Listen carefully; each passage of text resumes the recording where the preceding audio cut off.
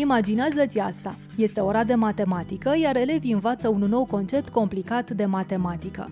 În clasă, grupuri mici de elevi exersează conceptul într-o varietate de moduri. La o masă, elevii urmăresc o lecție video Edpuzzle și completează probleme practice într-un caiet.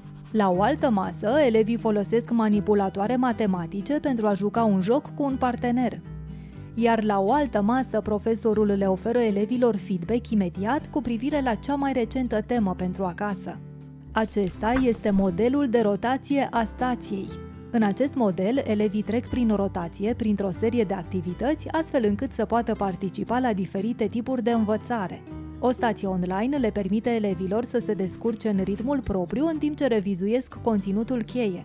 O stație offline le permite elevilor să lucreze la rezolvarea în colaborarea problemelor prin activități practice. Iar o stație condusă de profesor le permite elevilor să lucreze îndeaproape cu acesta și le oferă șansa de a pune întrebări.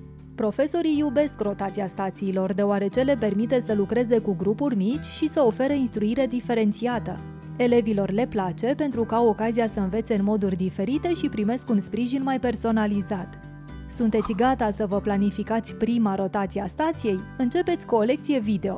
Alegeți din biblioteca Edpuzzle de lecții video create de profesori sau încărcați propriile lecții. Apoi integrați întrebări pentru a-i menține pe elevi implicați și pentru a-i face responsabili pentru învățarea lor. Mergeți pe edpuzzle.com pentru a afla mai multe.